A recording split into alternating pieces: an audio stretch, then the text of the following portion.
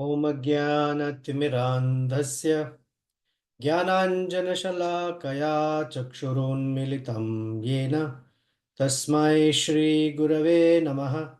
श्रीचैतन्यमनोभीष्टं स्थापितं येन भूतले स्वयं रूपः कदा मह्यं ददाति स्वपदान्तिकम्। वाञ्छाकल्पतरुभ्यश्च कृपा सिन्धुभ्य एव च पतितानां पावनेभ्यो वैष्णवेभ्यो नमो नमः। जय श्री कृष्ण चैतन्य प्रभु नित्यानंद श्री अद्वैत गदाधर श्रीवासादि गौर भक्तवृंद। हरे कृष्ण कृष्ण कृष्ण हरे हरे, हरे राम राम राम हरे हरे। मनोजवं मारुततुल्यवेगं जितेन्द्रियं बुद्धिमतां वरिष्ठं वातात्मजं वानरयूथमुख्यं श्रीरामदूतं शिरसा नमामि। कूजन्तं राम रामेति मधुरं मधुराक्षरम् आरुह्य कविताशाखां वन्दे वाल्मीकिकोकिलाम्। आपदामपहर्तारं दातारं सर्वसम्पदां लोकाभिरामं श्रीरामं भूयो भूयो नमाम्यहम्। दक्षिणे लक्ष्मणो यस्य वामे च जनकात्मजाः पुरतो मारुतिर्यस्य तं वन्दे रघुनन्दनम्।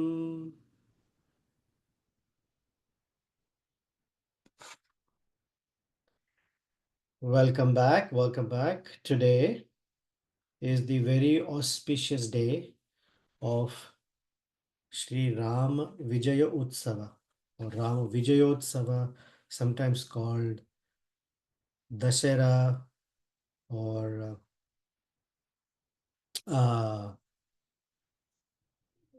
different places have different names for it. We're used to Vijayadashami, Rama Vijaya Utsava, etc. Technically, this is the day when Sri Ramachandra killed Ravana. Now, where we are in the Ramayana, we haven't come along with Sri Ramachandra, Lakshmana, Hanuman, Sugriva, Angada, Jambavan, and all the great generals. We haven't reached Lanka yet. We haven't witnessed the war with Ravana just yet. We are on the southern tip of the northern shore of India. And the ocean is something that is facing, as we are watching, along with all the Vanaras, this massive ocean. And Valmiki Rishi tells us that by the time the entire army led by Sugriva or Sri Ramachandra and Lakshmana under Sugriva's leadership reached the shore of the ocean, the sun had set or was setting. Technically, it had set because the story goes a little back and forth like this, which I will show you tonight.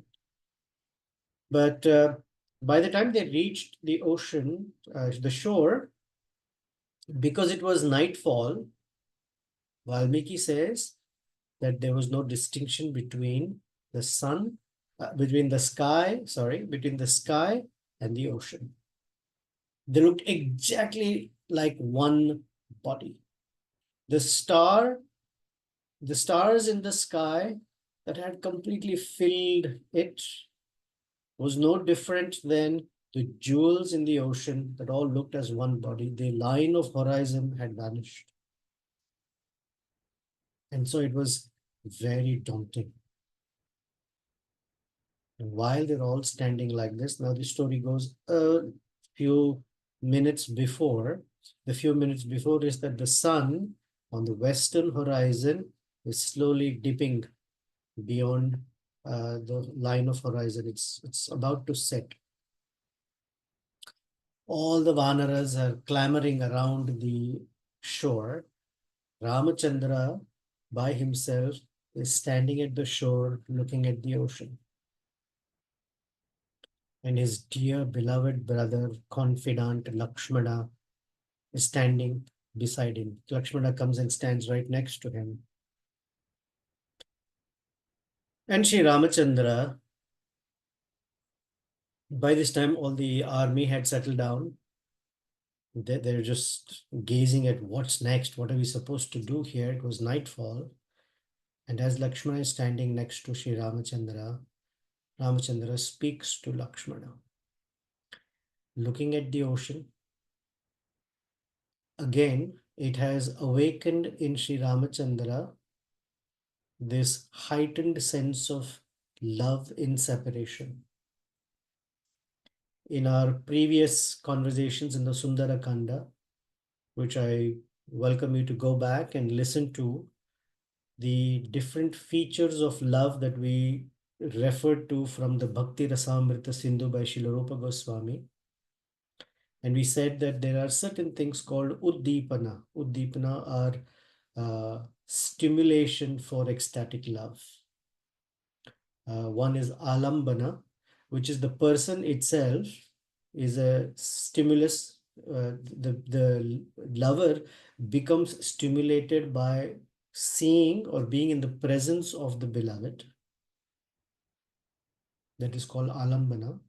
And Uddipana means anything that can remind the lover of the beloved. Here, usually the beloved is Sri Krishna, Sri Ramachandra, and all the devotees are considered to be the lovers. In this case, we're getting to hear the heart of Sri Ramachandra pining for his beloved Sita Devi. But the factors or the features of the love are the same or similar. Because one is called Nayaka, she is the Nayaki, and in this case, he has feelings of that separation from her. And the Uddipana is the ocean. The ocean in the sense, because now the distance between him and his beloved, it's the moment of truth, that it is so vast, 100 yojanas away. Speaking about crossing the ocean is one thing. Standing at the shore of the ocean and looking in all directions, just a massive body of water, has a different experience. Just like there are many persons who may have heard that the Pacific Ocean, or for the matter, any of the ocean is a very large body of water. And anybody will say it. But one who stands at the shore of the ocean has a very different experience of what that vastness looks like.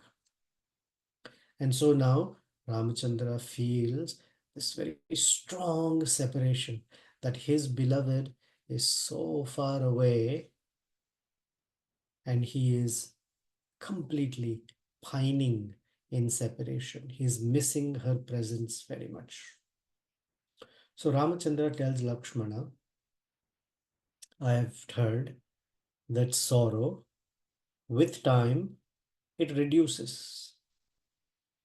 However, my sorrow seems to be increasing more and more day by day because I'm unable to see my beloved.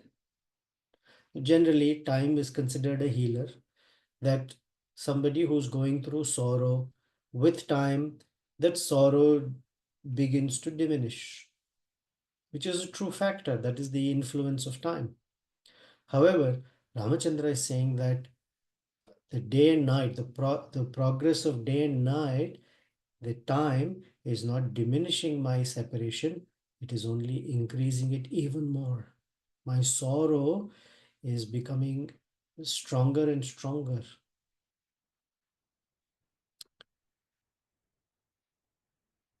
And then he says, but Lakshmana, my grief or sorrow is not just because my beloved Sita Devi is far away from me, nor is it because she has been taken away from me, but because the time that she has given for her to be alive is fading. She said only one more month, and each day uh, each day as it passes reduces the possibility that she will be alive for a longer time. So it's almost like a countdown for me. Because if she was separated, but I knew that I had some time, things would be different. If she has been stolen away from me, still I'm confident that I can somehow recover her back to my side. But now that there is a countdown, that each day means one day less from that 30 days that she said she will be alive, that is completely burning me. And I'm not able to tolerate it. And as he's speaking to Lakshmana, this is the indication of falling into ecstasy. The ecstasy is that now he is unaware of his surroundings. This is one of the features of love in separation, vipralambha, that they become unaware of the surroundings. Generally, people, when they have to say something, they're aware. Oh, there are people that things I cannot say. But the feature of love in separation is such that in this kind of ecstasy, people forget, I shouldn't say people, devotees forget that they are among other people in public, because the sense of separation is heightened, that they are unaware of who was around. So now Ramachandra is speaking to the wind, the breeze, and he says, Vahi vatayatah, O breeze, O wind, Vayu, Vahi, may you flow. But where? Please go to the place where my beloved is. Samsprushtam mama api sprushaha. So go, touch her, and when you come back and you touch me, because of you as the medium, I will feel that I have touched Sita's body. Then he turns to the moon and says, Sita must be looking at the moon, and I too am looking at the moon. So this way, our eyes are meeting, because both of us are looking at the same object. So wind, please, I want the air that has touched her, when it comes to me, I will feel the sense of her touch. When Sita was being carried away, she loudly had called me. Ha, Natha, oh my Lord. And that sound, uh, because it went into my ears, the sense of separation, that she is in distress and being carried away, that very thought is burning my entire body. It is as if I have ingested some poison. And when I've drank poison, my entire body is having a burning sensation.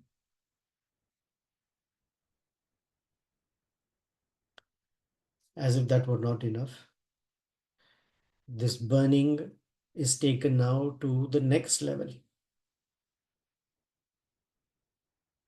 He says that the pain of separation is working like a fuel that is feeding my fire of separation. And that fire of separation is burning every limb of my body again and again. Dahyam etad. Dahyam. Dahyated managnina. Mana agnina. Te Madana Agnina. Madana Agni. I'm sorry. Madana Agni is this special grades of love. There is Madana Akhya, and then there is Mohanakhya. And Madanakhya, it is known as Madana. It is burning me in such a way that every limb of my body has this burning sensation. The sounds of her distress ignited in me the flame of separation, and that flame has become a blazing fire and is burning me completely. Oh, Lakshmana. Now he's talking of water. First was wind, then there was vision, then there was, because there was sense of touch, now there is fire, and from fire, now he's going to talk about water. Oh, Lakshmana, the only way to somehow manage this burning sensation is if I plunge into this ocean all alone. And because I am submerged in water, maybe the Lord of love, Kamadeva, will not be able to hurt me or consume me while I am submerged in water. Because love in separation is a sense of burning, burning in the fire of separation. That's why intense love, raga, has the color of red. It's burning. Kathanchit prajvalanka prajvala ankam samsam supta jalam dehat supta jala adehat. So if I am in water, then the fire of separation, the arrows that he's shooting into my heart of separation may not burn me so much. Now he's talking of land. Well, the only way I can console myself, Lakshmana, is that I am on this land, I'm on this earth, and Sita is also on the earth. So she's touching the ground and I am touching the ground, although we are 100 yojanas away, 800 miles away. Just knowing that she and I are touching the same earth at the same time is the only thing that is allowing me to be alive. That's the only way I can hold on to life, by a thin thread, that she and I are touching the same ground, Mother Earth, at the same time, although we are separated by such a huge distance, long distance. The only reason I'm alive, somehow within me there is life still, is because I have heard that she's survived. And she's survived, she's alive. I've heard that. And the analogy Valmiki gives, or Ramachandra speaks to Lakshmana, is like a paddy field, a rice field that is completely dry next to another paddy field that is filled with water. Then this paddy field that is dry, because it is right next to this field that has water, from the earth, little bit of water seeps in. And somehow this paddy field survives by maybe osmosis, that there is some amount of water seeping in. That's it. So it is not fully dry, it is not verdant and green, it is not dead, it's not alive, but somehow managing. When, O Lakshmana, will I be able to conquer all this Rakshasas, enemies, and see Sita Devi? Kada Kadanu Khalu Shushroni Shatapatra Yatenakshaha. When will I see Sita, whose eyes are the petals, like the petals of a 100-petaled lotus flower? And Shushroni, very thin-waisted, beautiful form of Sita Devi. When will I see it?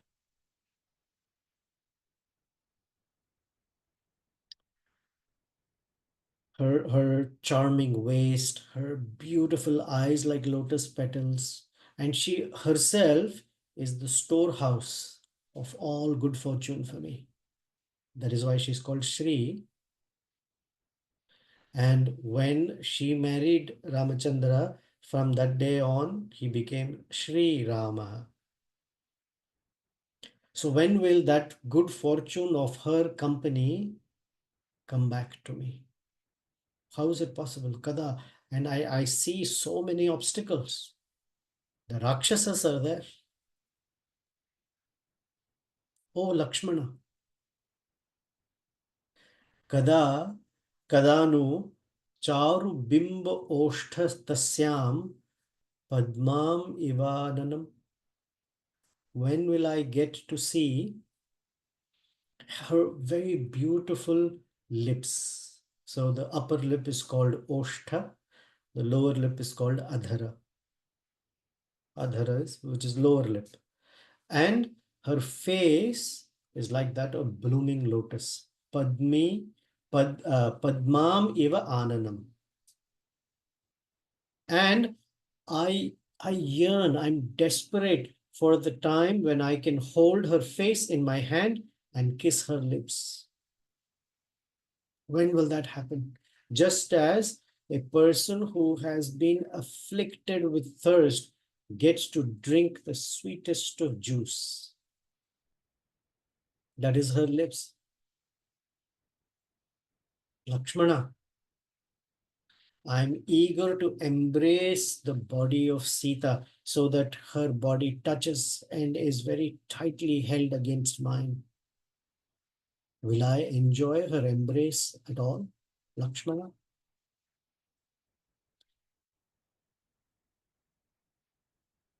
Sita has very beautiful uh, form and features, and her eyes are big with full of white and big round black eyeballs. Her iris is nice and black, so she was called Asita Ikshana. Although I am Ramachandra, the son of the Ikshvaku dynasty, the powerful warrior, my beloved, is trapped between Rakshasas. And I can only imagine, although I'm calling her Sushroni, one who has a very thin waist, her waist must have become even thinner because she too must be fasting in separation from me, and she's without me as her protector.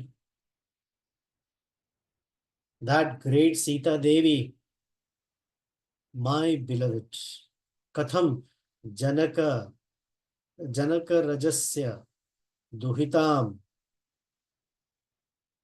Ma Cha Priya. She's the daughter of Janaka, my beloved, and she is the daughter-in-law,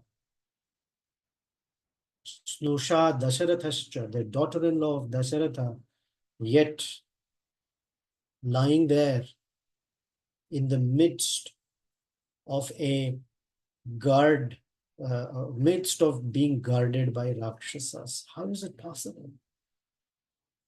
All best of assets are her treasure, and she has access to none. I am her husband. Janaka is her father. Dasharatha is her father-in-law. These are the greatest personalities on this planet Earth. And yet she's there, helpless. Not only helpless, guarded by Rakshasas. How can it be possible? I'm waiting for that day, Lakshmana, when Sita Devi will be released from the Rakshasas, just as the moon come in the Sharad Ritu, which is the season right now for us, that the moon comes out of the cover of the clouds. Moon is hidden, and the dark clouds are like the Rakshasa that are covering that effulgent, beautiful moon and waiting for the moon to come out during the season of Sharad. Because at that time, rainy season is over, all the dark, dense, blackish clouds turn to white, and the sky has no clouds at all. And Sita must have become even more slender, even weaker, even more delicate, given her location, because the time and situation was not favorable for her. I mean, how can a lover in such separation even have any taste in any food? There's no interest. He has not eaten. He's been eating very little. Hanuman said 1/5 of anything, and at all has no interest. He's not aware of his surroundings. So when he knows if he's pining, she's also pining for him. Lakshmana, when will I shoot an arrow into the chest of that Rakshasa king Ravana and bring back Sita? Only then I can cast off the grief of my mind. And a very important reference to note here, because this will come back later. Kadanu khalu mam sadhvi Sita surasutopama. So sa utkantha utkantha kanthamalambeyoma. Okay. When will it be possible that sadhvi means pure and chaste? And hold on to this word chaste. Ramachandra is referring to Sita Devi as chaste. And the reason we want to hold on to this is when we go further into the story, after Ravana is killed, then there is the trial by fire. And at that time, Ramachandra will say certain things. And one may wonder, he called her Sati or Sadhvi just some time ago. So when we come to that point, we will resolve and reconcile. But right now, hold on to this word Sadhvi. And Sita Surasutopama, she is like the daughter of the demigods, meaning she's a goddess, not ordinary human like. She's like a goddess. When will she embrace me around my neck? Which means her arms will be my garland. So it's not embracing around the waist, but around his neck. When will she embrace me like that and cling to my neck and shed tears of joy? I'm waiting for that. I am separated from Maithili. I need to get rid of this sense of separation, this sorrow, just like a person who's wearing clothes, but the clothes have become dirty. They don't think at all. They just discard it and put on new clothes. Suppose we were gone somewhere and there is water splashed on us, or someone drove by and mud splashed onto our clothes. A person won't take off that clothes carefully. They just discard it and get a new pair of clothes. Similarly, I need to just discard this sorrow. And Valmiki says, as Ramachandra was speaking like this, the sun went to the western horizon and had just crossed down.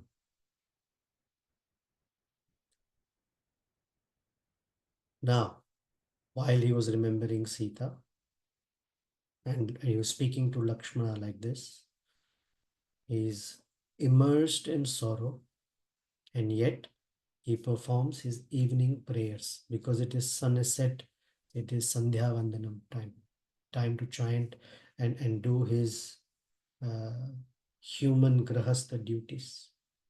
Ashvasito Lakshmanena Rama Sandhyam Upasatah. Sandhyam Upasata. He sipped water, did Achman, and chanted Gayatri. And while all of this is going on, he's being comforted by Lakshmana. Ashvasito Lakshmano Rama Rama Sandhyam Upasatah. Smaran Kamalapatrakshi Sitam Shoka Kuli Krutaha. So while he's performing his evening duties, his mind is still bearing the separation of Sita. What we learn from this is Ramachandra is being the emblem of how while a person is struggling with whatever sorrow, distress, pain, yet he does not abdicate or neglect or give away his duties. Very important lesson as sadhakas. Now, it happens that whatever is the distress that one may have may challenge a person from doing their duties. And while that is the challenge, we look up to, we refer to, we take support from, we lean on this shining emblem Sri Ramachandra, whose separation is, that the separation he's feeling is incomparable. And yet, Sandhyam Upasata, he did not forego or neglect his duty. Now, with that lesson, let's step back. And it seems like Ramachandra's words in all of these sentences of this chapter is very much like a ordinary man crying for his wife. Suddenly, in the middle of Yuddha Kanda, just when Yuddha Kanda is beginning, the monkeys are all at the shore of the ocean. There is all this zest for war and fighting, and they're going to try to build a bridge again across the ocean, and is so much amount of uh, great excitement.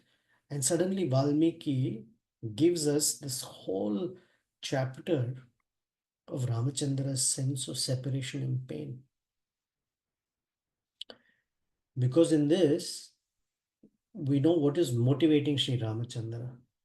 It's the love for Sita Devi. And we don't take this as just an ordinary man pining for an ordinary woman. This is the Supreme Lord pining for his Shakti. This is considered the original love, Adi Rasa, the original love, which within the material world becomes perverted, filtered, distorted, and becomes very carnal or sexual or very much bodily related. This is the purest form of love, the love between the Supreme Lord and his living entities, his Shakti. So we hear that we are eager, perhaps, and our eagerness sometimes becomes strong and weak, but the Lord's eagerness for us to be united with him is very strong. And while this is happening, he's also going to build a bridge. He's also going to cross over. He's also going to fight with the Rakshasas, kill Ravana, and all of that, and reclaim the living entity. But this is what he feels. He's not a one-dimensional personality that just does it like a duty or dutifully. He does it with love. And what to speak of the love between Ramachandra and Sita Devi. Every sentence, every phrase, we only can, I shouldn't say we, I can only get perhaps a mustard seed worth of what is there. A tiny drop, or not even a drop, fraction of a drop. What to speak of what Rupa Goswami and those great acharyas have laid out for us in their works. So we may take as templates and measure across to what we are hearing. So we know, oh, these are all the features of love. And he's put the words Madana, Madanakya, and the different limbs of him that are being burnt, and he's speaking to wind. So there's so much there that at this point I may not have the access to it, but at least knowing that this is the kind of love they share between each other is very soothing for the heart. Very soothing for the heart. And that is what we hold on to for Vijayadashmi.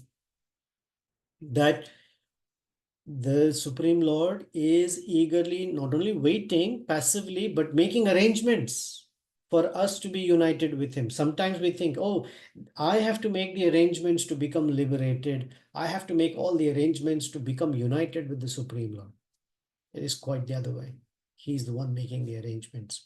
From my side, the only arrangement that I need to make is the readiness, the eagerness, the greed for it, the intensity of desire to be united.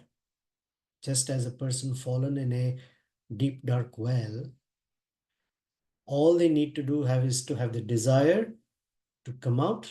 And when someone throws a rope, the desire is to hold on to that rope. That's all. Everything else is done by the person who's outside the well to pull the person out. Because I can't scale the walls of the well. I can't climb out. Someone is throwing a rope. All I have to do is hold on to that rope. And that gives great hope. I hope that this love that Sri Ramachandra has for Sita Devi becomes an inspiration for us to want to receive and hold on to that rope that the great acharyas at the front of the line is our spiritual masters who are pulling us out step by step. And sometimes our determination to hold the rope tightly may become weak. We may have doubts. We may have the weakness of heart, but regardless, hearing these scriptures, hearing the eagerness of the Lord on the other side may give us strength of heart to tightly hold on to that rope so we are pulled up and be united again with Sri Ramachandra or the Lord of our heart. And for that, we remain grateful to the great, great acharyas, Valmiki Rishi, Narad Muni, all the acharyas in the parampara who have dedicated their life just for one living entity to hold on to that rope tightly. To such spiritual master and spiritual masters, we offer our prostrated obeisances. Shri Shri Sitaram Lakshman Hanuman Ji ki Jai. Asmat Guru Bhyo Namah Srila Prabhupada ki Jai. I wish you all a wonderful, wonderful Vijayadashami.